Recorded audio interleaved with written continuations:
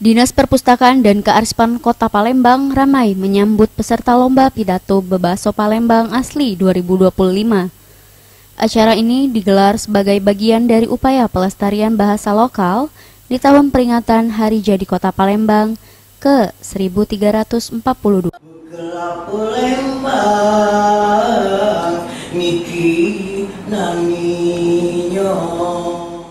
Lomba ini diikuti sebanyak 14 peserta, masing-masing perwakilan dari OPD-nya.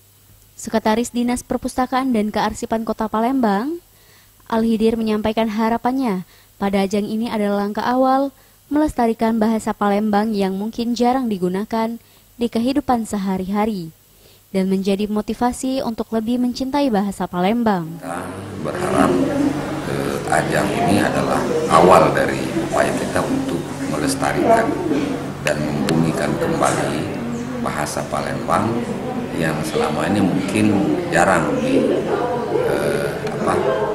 diterapkan ya dalam kehidupan sehari-hari, dalam bahasa sehari-hari. Jadi yang kita masukkan bahasa Palembang adalah bebaso. Jadi bebaso itu bahasa Palembang yang original ya, yang memang asli bahasa Palembang ya, bahasa koloniku, Sinten, segala macam sebagaimana yang ya harapan kita dengan diadakannya lomba ini akan menjadi motivasi bagi masyarakat dari seluruh elemen ya, stakeholder yang ada di Kota Palembang untuk lebih mencintai, kemudian mensosialisasikan, mempublikasikan, dan yang terpenting adalah membiasakan bahasa Palembang di Kota Palembang ya. Perwakilan OPD Dinas Pariwisata Kota Palembang, Mirza Indah Dewi, mengatakan motivasinya mengikuti perlombaan tersebut.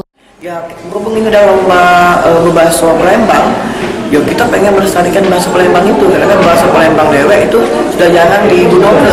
Nah, dengan melalui lomba ini, jadi kita bisa berperan aktif. Imelda, Sriwijaya TV.